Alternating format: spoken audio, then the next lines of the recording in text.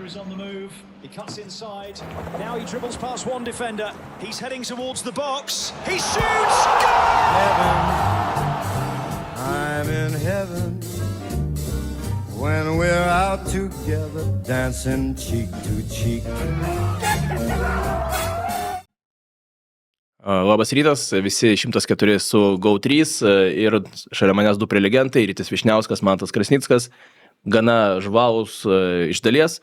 Daug turim aptarti, šiandien 4 mačai vyko, taigi pradėkime iš karto, be jokių didelių įžangų, tiksliau jūs pradėjot nuo labai egzotiško mačo, Vokietija Kiurasao, daug apie Kiurasao čia prikalbėta buvo, man rašė vienas bičiulis, kad vos nesFV rinktinė čia turėtų jos sutaršyti ir man pritruko, nežinau, užtrukau šį pusvalanduką, kol įkalbėjau žmogų, kad ką tu čia dabar rašinėjai, nes visi geri žaidėjai, tik tais kitoje pusėje labai gera komanda. Ar mes galim tiesiog sutikti, kad Vokietija per gera ir nėra daug ką aptarti apie tą mačą? Man juokingos visada būna per čempionatus tos įžvalgos, kaip čia kažkokia rinktinė, tai mes su draugais aploštumėm, tai čia Lietuvos rinktinė galėtų vietoj jų išeiti, tai truputį juokinga yra, nes vis tiek pristatant, kad ir sudėti Kiurasao, pristatant klubus žaidėjų, įvertinus tai, kad jie dauguma yra iš PSV, Feyenoord akademijų, tai yra neblogo lygio futbolininkai tiesiog. Aš manau, kad bėda dar ta, kad ne tas jų stilius, kad jie atsilaikytų prieš tokią komandą kaip Vokietija. Čia labiau gal reikėtų komandos, kuri moka gerą autobusą statyti vartus. Vis tiek Kiurasao futbolininkai, kai jie būdavo su kamuoliu, tu jauti, kokį futbolą jie yra išmokyti žaisti Nyderlanduose. Tai jie nori žaisti žemais perdavimais, jie žaidžia su kamuoliu. Bet vokiečiam palanku, kai varžovai jiem duoda daugiau erdvių ir tų erdvių buvo suteikta smarkiai per daug tokiem žaidėjim kaip Virtsas, kaip Musiala. Man labai patiko, kaip vokiečiai žaisdami be tikro 9 numerio. Havertzas vis tiek yra toks nevisiškas grynas vidurio puolėjas, dažnai ir kraštą nueina ir kaip įkirtinėdavo tiesiog žaidėjai tą puolėjo poziciją ir įkirtinėdavo vis kitas futbolininkas, tai Mečia, tai Pavlovičius, tai Musiala, tai dar kažkas ir Kiurasao nelabai gaudėsi, kaip reikia prieš tai gintis. Bet vis tiek turėjom ir tokį momentą istorinį ir tuo pačiu gal net daug žadantį, kai prieš atsigaivinimo pertraukėlę Kiurasao išlygino rezultatą. Atrodė, kad čia gali būti visai įdomu, žinant vokiečių paskutinius 2 pasaulio futbolo čempionatus, kaip jie prisižaisdavo. Tai po to įvarčio galbūt žmonės prie ekranų patikėjo, kad gali vokiečiam būti problemų, bet iš tikrųjų nuo pat pirmų minučių jautėsi, kad labai lengvai pavyksta vokiečiam padaryti viskas, ką jie nori su kamuoliu. Labai lengvai net ir standartinių situacijų metu jie pakeldavo ten, kur nori Šloterbekui ir nieko keisto, kad po vienu iš tų kampinių įvartį pelnė, tai aš manau netgi tas 7-1 yra pakankamai dėsningas rezultatas pagal tai, kiek ir kokių progų turėjo Vokietijos rinktinė. Man atrodo, kad Kiurasao būtų daug geriau žaisti prieš irgi elitinę komandą, bet labiau standartinę, kur žaidėjai tiek nesikeičia savo pozicijom. Karytis ir kalbėjo, vis kitas žmogus įkirtinėja, vis kitas žmogus yra ten baudos aikštelė ar prie jos, nes pas vokiečius kraštai keičiasi, tai Mečia iš pradžių, tai Pavlovičius, paskui tai dar kažkas, ir ten susisuka galvos absoliučiai. Plius standartinės situacijos čia jau aišku kitas gal kampas, kur vokiečiai labai smarkiai baudė, bet paskui kai pagavo tą savo žaidimą vokiečiai, tai jau nebebuvo šansų. Aišku, dabar ta naujovė su atsigaivinimo pertraukėlėm galim prisiminti, kad ji buvo iš karto po Kiurasao įvarčio. Ir irgi mačiau pastebėjimų, kad kai tokia komanda įmuša įvartį, kaip ir turėtų užaugt sparnai, vokiečiai gal kažkiek galėtų sukrikt, kartais komandos sukrinka, kartais kaip tik susikaupia, čia jau nuo situacijos priklauso, bet iš esmės ta atsigaivinimo pertraukėlė nužudo, vokiečiai susirenka, pasišneka, pasitarė, žaidimo tas momentumas absoliučiai dingsta ir tada išeina komanda žais kaip ir vėl nuo nulio, tai dar šitas momentas, man atrodo, toks buvo, kur Kiurasao nelabai padėjo.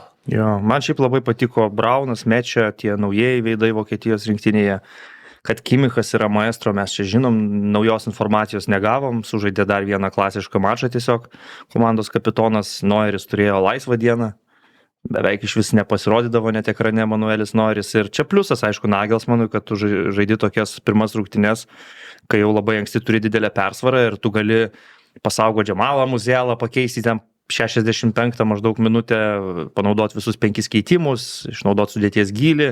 Denisas Jundavas dar ir kaip atsarginis, manau, užsirekomendavo, kad turnyro metu tikrai turėtų įskilti kovą ir sunkesniais momentais, kai reikės komandai stiprinti puolimą. Tai viskas labai gerai pavyko Vokietijai, išskyrus, sakyčiau, vieną žmogų, Leroy Sané, kuris matėsi, kad norėjo įmušti įvartį, bet nesugebėjo. Ir, na, va čia žiūriu į tas visas jų pozicijas atakoje.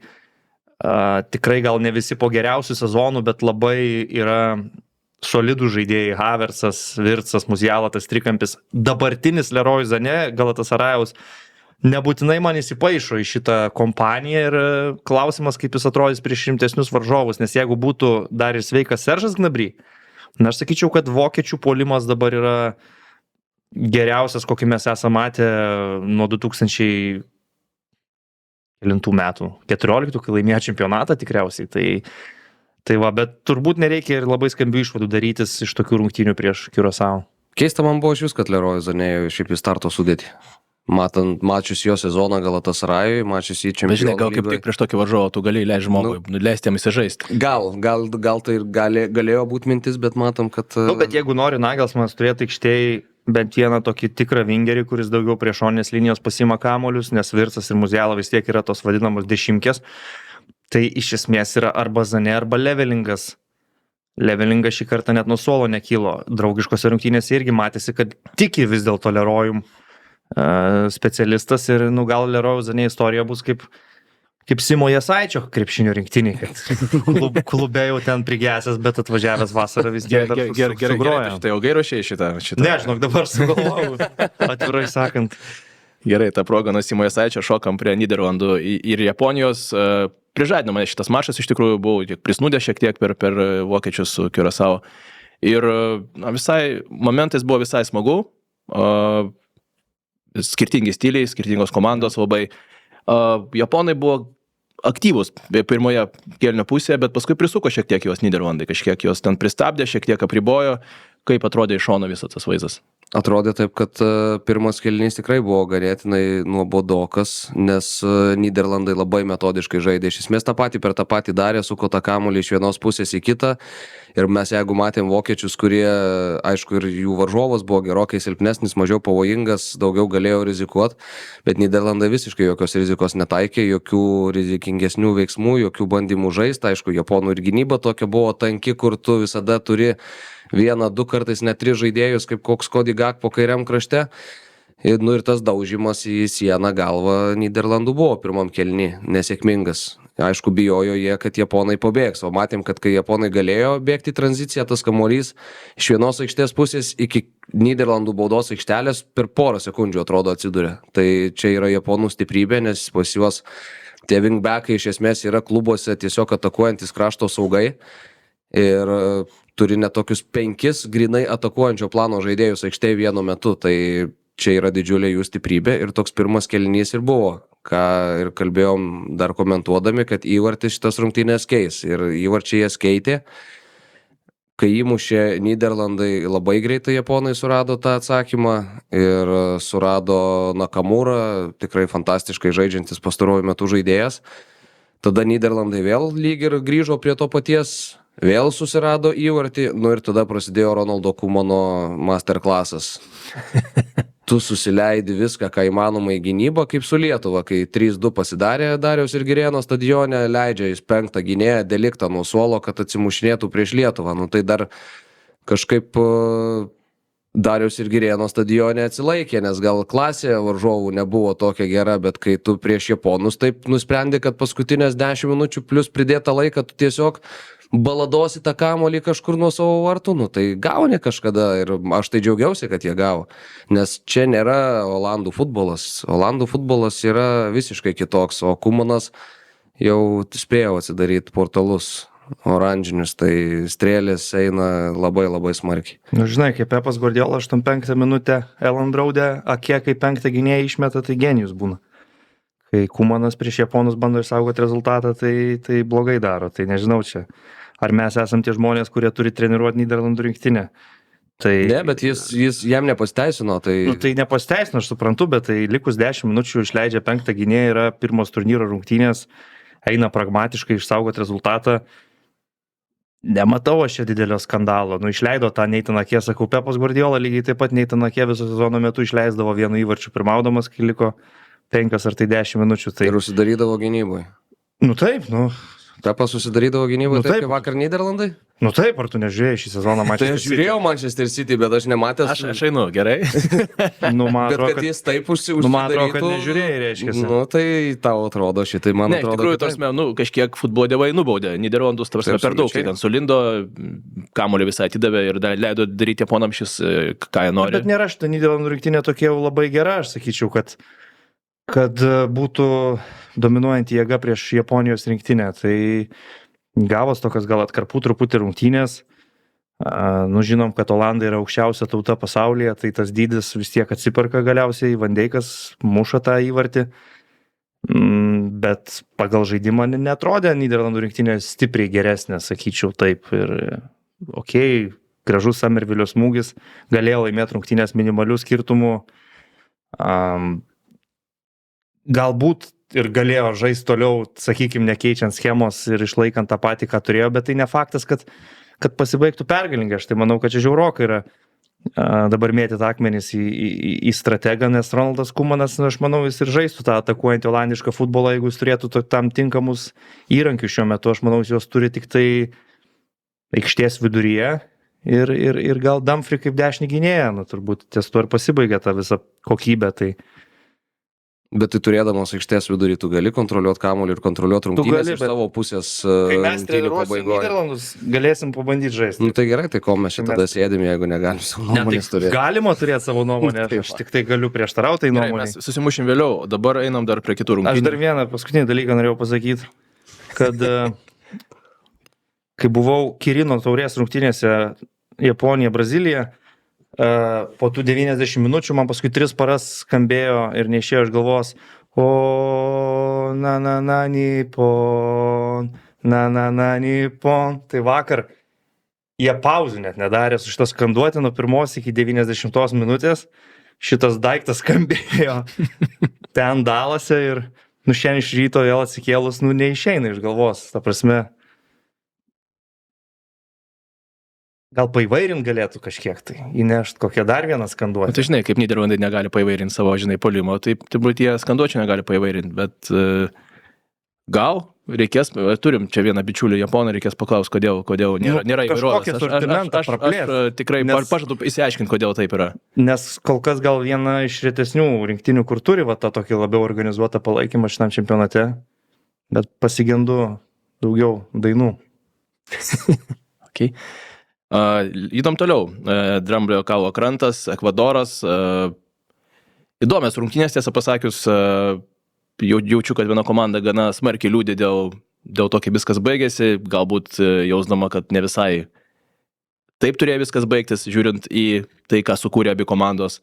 Koks įspūdis? Ryti, tu žiūrėjai visiškai, ką tik kartojimą, pilną pasižiūrėjai. Jo, turbūt, kad logiškiau, jeigu būtų šitas rungtynės lygiosiam pasibaigusios, aš taip manau, šiaip į pirmą kėlinį pažiūrėjus, tai gal net ir Ekvadoras ten turėjo veržtis į priekį, du skersiniai, Dramblio kaulo krantas atrodytų, kad daugiau klydo su kamuoliu, bet,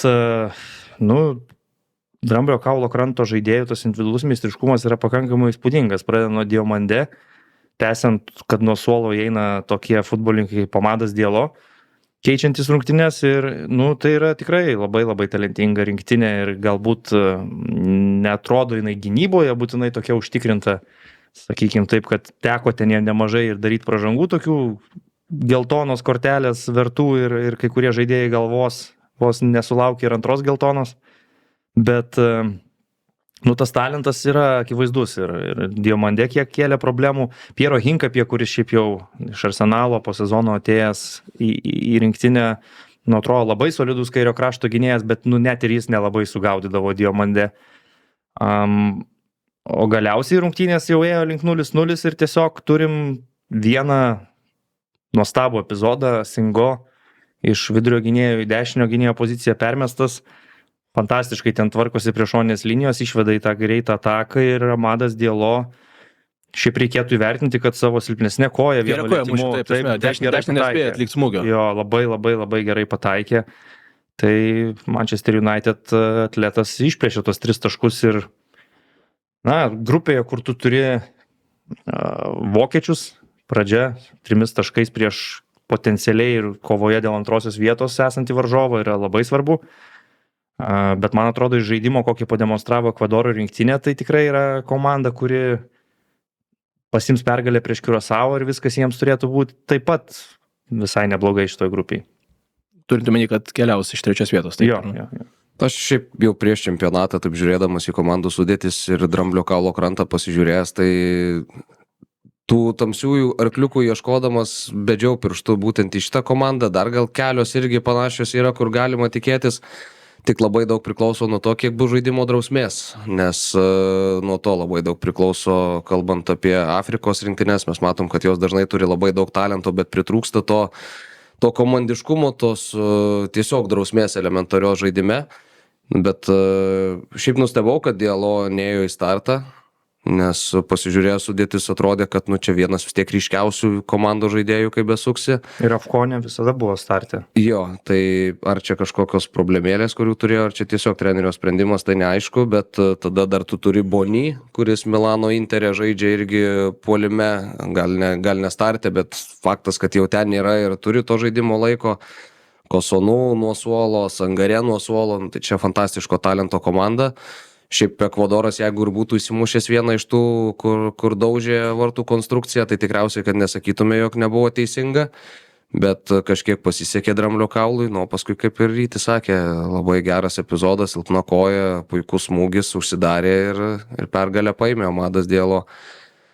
Tai fantastiškas iš tikrųjų mačas ir šiaip aš puikiai prisimenu vakar dieną, kai Karoliui Dudėnui, mūsų kolegai, taip kone iš dangaus kristelėjo šitos rungtynės į glėbį ir kaip jis pasičiapsėdamas tą galimybę jas paimti pasiėmė savo, tai visiškai nenustebau dėl to, nes čia Dramblio kaulas Ekvadoras skamba labai gerai pasaulio Ir jam turėjo tai. patikti įvarčių autorius. O taip, jam taip, ypač. raudonasis velnias mūsų. Kalbant apie drausmės trūkumą gynyboje, mes galime pakalbėti ir apie 4. mačą, kuris vyko jau visai paryčiais. Tunisas Švedija, gynyboje ten darėsi cirkelis iš vienos komandos pusės, o kita komanda tuo naudojosi ir įvarčius pelnė.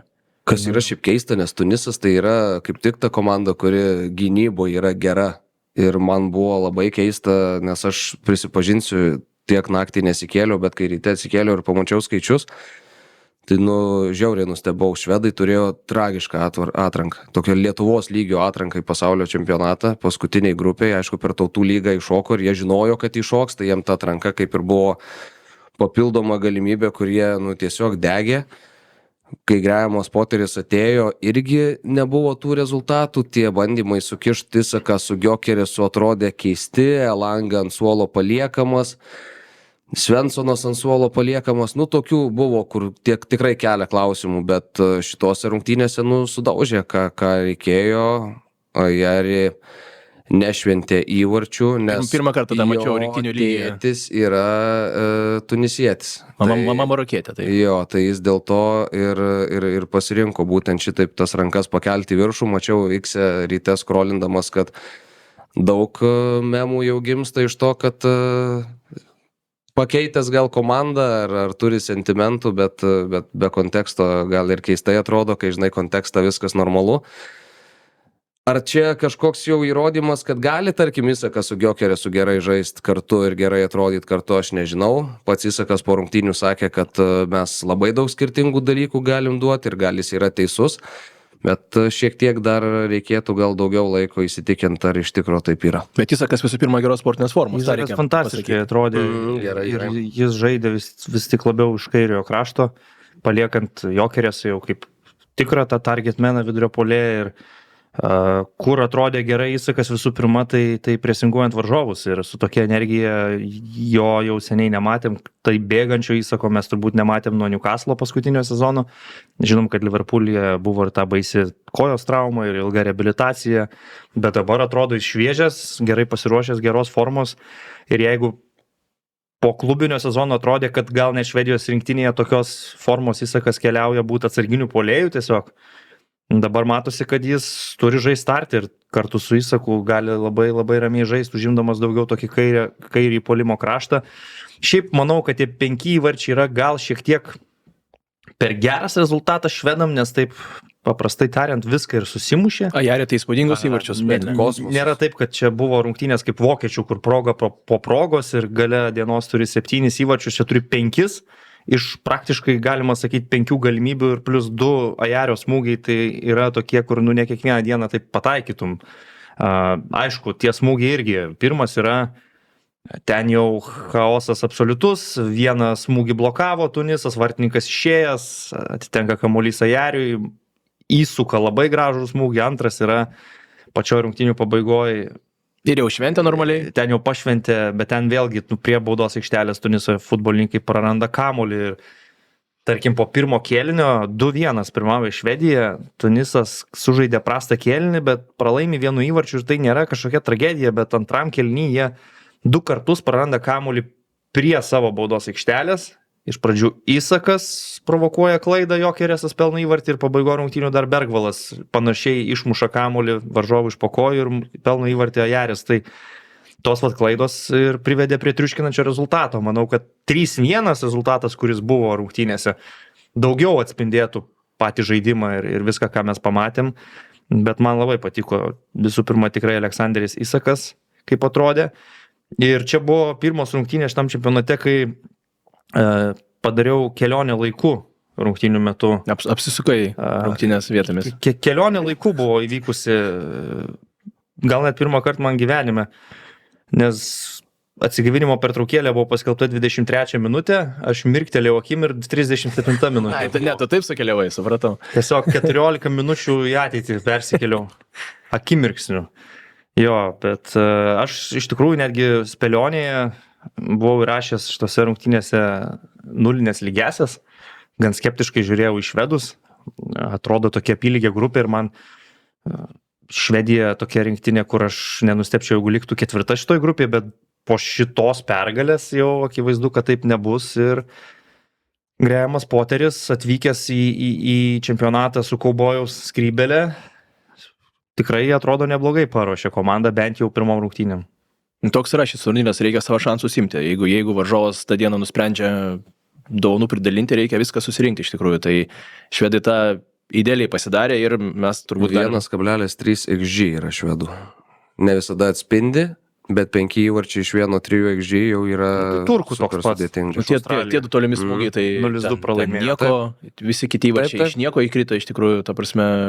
Tiesiog varžovas. Kur Jokeresas įsinešė, tai ten jau gal didesnis. Bet žodžiu, efektyvumas tai... Taip. Ir šiaip įdomus tas šito Svambergo įvartis, ar palauk, tikiuosi, kad pavardę teisingai pasakiau. Man atrodo teisingai pasakei. Įdomus įvartis dėl to, kad ten labai ilgai reikėjo aiškintis dėl nuošalės ir ne dėl to, ar nuošalė kaip faktas buvo ar nebuvo, bet ar Isakas palėtė kamuolį skriejantį į baudos aikštelę, nes būtent tai, kad Isakas vos prisilietė prie kamuolio, tada jau eliminavo nuošalę, nes prieš tai pirmo perdavimo metu Svambergas buvo nuošalėje, bet po Isako lietimo jau nebebuvo. Ir švedai patys jau stovėjo aikštės vidury, kaip ir susitaikė, kad įvartis nebus įskaitomas, bet po teisėjo... Pats Isakas tai jautė, kad palėtė kamuolį. Technologija padėjo. Ta, kur vibracijas fiksuoja, ar ne? Ir Isakas asistą dar vieną įsirašė papildomą. Įsirašė tokį asistą. Nes ir prieš tai buvo asistas, kur dėl kamuolį pakovojo. Parodyt, kilstelėjo. Aha, vibracijos sukilo. Nu tai jeigu taip tik statistiškai Isako rungtynės yra įvartis ir 2 asistai. Taip. Abu asistai tokie, negali to vadinti kamuolio perdavimu netgi, bet tai vis tiek pagal faktai yra asistai. Labai laukiu tokio Isako ir kitame amplua, kitoje komandoje, sezono pradžioje, bet apie tai jau nepakalbėsime. Šį vakarą Ispanija, žaliasis kišulys. Mums gaila žalio kišulio jau dabar, ar kaip Curaçao buvo gaila vakar, ar tiesiog toks gyvenimas yra? Jei reikėtų spėti, sakyčiau, kad gaila. Didėjai suryja mažuosius ir toks gyvenimas yra turbūt. Nu, ne visada šveicarai nesurijo Kataro, bet gal ne tokie dideli kaip vokiečiai ir ispanai, bet aš manau, kad čia gali būti, jeigu ispanam reikės ir jie norės, tai aš manau, kad jie gali kažką panašaus kaip vokiečiai padaryti, jeigu jiem užteks 2-0 ar 3-0 ir stumdys kamuolį savo aikštės pusėje ir aikštės vidury laukdami pabaigos, tai irgi nenustepsiu. Bet turbūt bus žmonių, kurie tikrai norės įrodyti, kad ir atsarginiai, ir tie, kurie galbūt nėra tikrai dėl vietos sudėti, tikrai nemanau, kad turėtų užtekti tokio rezultato. Ir Jamalis beje nuo suolo pradės rungtynės jau yra patvirtinta. Jo, tai logiška turbūt, kad jie Laminą Jamalį po truputį vedinės į turnyrą. Jam reikia įti ritmą, tai aš galvoju, kad 20-30 minučių jis sužais, bet šiandien varžovas toks, kurį ir be Lamino Jamalio turi ispanai įveikti ir manau, kad įveikti užtikrintai. Manau, kad kai visi bus sveiki ir pasiruošę, tai pakankamai aiškus yra Ispanijos rinktinės 11-ukas. Čia gal toks varžovas silpnesnis atrodo ir labai gerai pradėti turnyrą. Vis dėlto Ispanijos rinktiniai paskutiniai pasirodymai pasaulio čempionatuose nebuvo labai sėkmingi, bet dabar De La Fuentes komanda po Europos čempionato laimėto ateina kaip favoritai. Madrido Realas sureagavo į tai, kad jų klubo žaidėjų nėra rinktiniai, tai nusprendė padaryti vieną klubo žaidėją rinktiniai, tai tiesiog kelios dienos iki ispanų pirmų rungtynių nusipirko Marką Kukurėją iš Chelsea. Jo, čia manau, kad daugiausiai norėsis pasižiūrėti tiesiog į Ispanijos rinktinės žaidimą, ar jis neišsiderinęs, ar chemija likus tą pati, kiek Pedri suk žaidimą aikštės viduryje, Žalėsis Kyšulys. Abejoju, ar yra ta komanda, kuri gali labai stipriai kišti pagalius į ratus, tai spėčiau kokius 4 ispanų įvarčius ir tiek. 19 val. Šis mačas, beje, labai gerų laikų ir labai gerų laikų bus ir kitas mačas - Belgija-Egiptas. Kai mes kalbame apie belgus, turbūt visą laiką akise vis dar ten Kevinas De Bruyne ir ta karta, bet vėlgi istoriškai turbūt belgai nėra ta elitinė komanda, kuri nuolat mums tas auksinės kartas demonstruoja ir turbūt čia didžiausias turbūt klausimas bus, ar belgai vis dar gali būti laikomi tarp tų pretendentų į kažką, ar tarp favoritų, ar po truputį vis dėlto jau kitas tos komandos vaizdas. Bent jau grupėje tai tikrai gali, nes burtai pakrito, sakyčiau, gan palankus. Jie turi grupėje Egiptą, Iraną ir Naująją Zelandiją.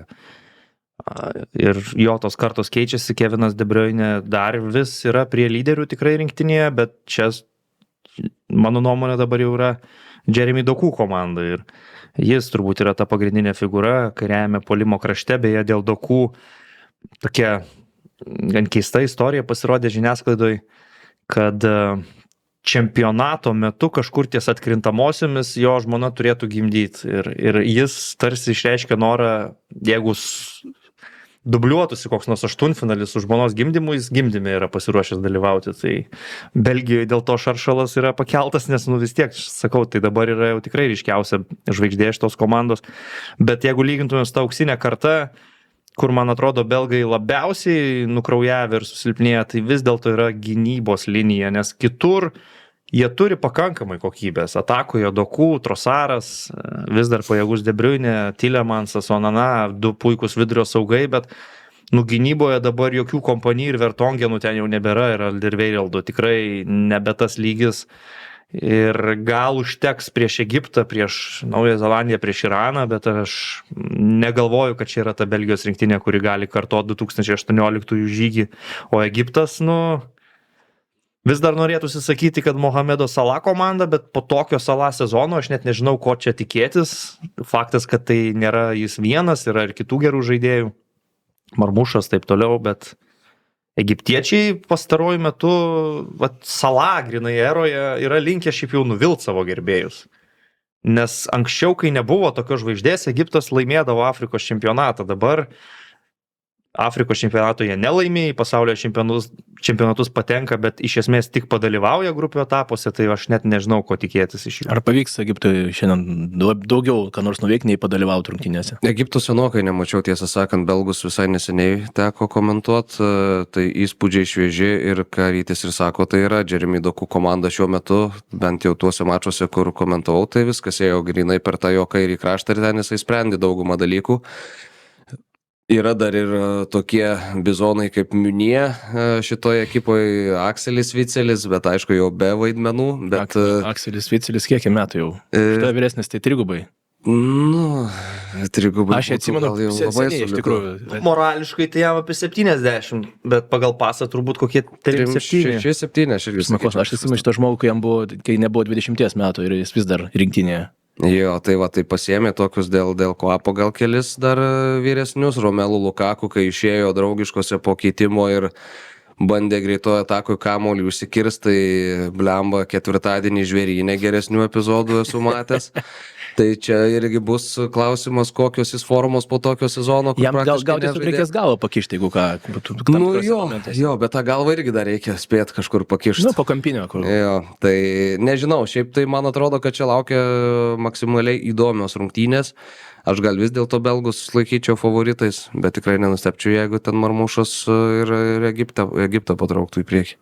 Dėl neįtikėtinai įdomių rungtynių aš abejočiau, kalbėdamas apie kitas rungtynės, Saudo Arabija, Urugvajus, galbūt įdomu bus iš tikrųjų, bet pirmą nakties... Kartais nesitikė ir taip, tai toks, žinai, yra tas... Prisiminkim, kaip Saudo Arabija prieš 4 metus su kita Pietų Amerikos rinktinė startavo.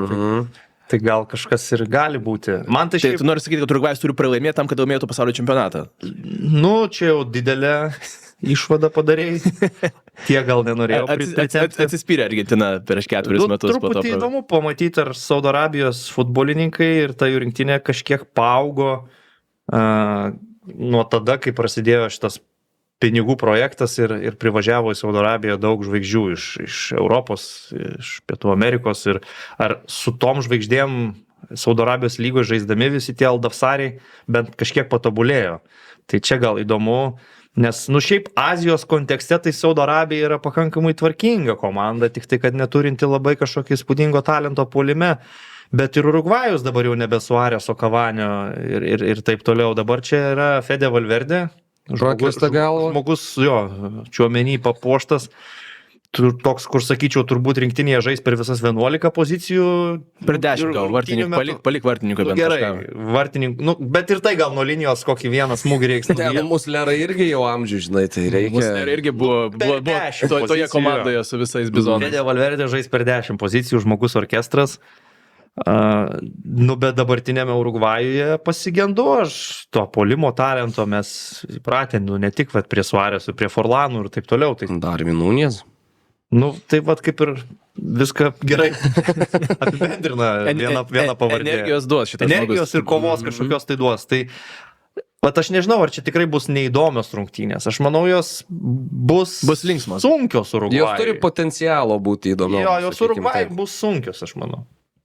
O kam bus sunkios kitos rungtynės? Iranas, Naujojo Zelandija, išskyrus žiūrovus 4 ryto, jos tikrai gali būti tas kelionės laiku iš tikrųjų žiūrint. Ten gali atsibūst vis kitą minutę. Iranui nebus lengvas, reikės vis tiek keliauti prieš ir po visą aplinkinę situaciją. Dabar ten ruošiamasi kažkokiem protestam, kažkokiem ten dar dalykam, daug visokių labai dalykų aplink, ir spaudos konferencija, tarkim, iraniečių prieš rungtynes, tai buvo tokia, kur apie futbolą mažai kalbos vyko. Tai aš kažkiek iš tos sportinės gal jiem kaip tik ir gerai, ta prasme, jiem apie futbolą nereikia galvoti, jie tokie, žinai, pas juos yra kitų problemų, jie tiesiog išeis pažaisti. Tai prieš 4 metus Irano futbolininkai himno negėdojo demonstratyviai ir prieš savo valdžią protestavo, ir kai kurie labai didelė nemalonių įsitraukė. Sardaras Azmunas buvo vienas iš tokių. Dabar dar kitoks kontekstas ir dar tas faktas, kad Jungtinėse Amerikos valstijose vyksta čempionatas. Šį rytą pasirodė vėl žinios apie kažkokį tai susitarimą amerikiečių. Šiaip tas, kuris turėjo kažką pasirašyti, žiūrėjo UFC iš tikrųjų ramiai savo baltosiuose rūmuose. Man atrodo, tai pasirašinėja ten gal ponas Rubio labiau. Tas ponas tai ten savo 80 jubiliejų dabar švęs iki čempionato pabaigos. Ponui reikia susirūpinti. Ponui jau per vėlu jau susirūpinti, bet jeigu bandysim susikoncentruoti į futbolą, tai aš vis dėlto manau, kad Iranas yra geresnė komanda už Naująją Zelandiją. Turi ir patirties, ir ankstesniuose turnyruose būdavo kietas riešutas. Ir šiaip tradiciškai yra techniški žaidėjai. Ir sunku jos pramušti. Tai ir ūgio turi, ir jėgos, ir disciplinos. Tai šiaip jau normali komanda. Naujoji Zelandija pagal žaidėjus tai viena kukliausių turbūt rinktinių šitame čempionate, bet jeigu jie galvoja apie galimybę prasmukti kažkaip iš grupės, tai jiem būtinai reikia prieš Iraną bent jau taško. Tada taikytis į Saudo Arabiją kaip varžovą, kurį gal tu gali įveikti, ir nėra neįmanoma visiškai ir Zelandam kažkiek tais patriukšmaut. Nu, bet ten dabar garsiausias futbolininkas yra Timas Peinas, tiesiog vien todėl, kad Instagram'e followerių priaugino jam, bet ne todėl, kad jis aikštėje kažką labai įspūdingo yra pasiekęs. Pažiūrėsim, gal aikštėje pavyks kažkas jam Šiaip būtų įspūdinga, jeigu jis pradėtų deliverint dabar su tuo pasitikėjimu visų užplūdusių ir dėmesiu. Tai... Arba sužaidžia brastas rungtynės ir visi jį unfollowina. Taigi, ačiū bičiuliai, tai buvo apžvalga prieš 4 įdomias rungtynės, po 4 taip pat įdomių ir rytoj susitiksime vėl, visiems geros dienos ir iki.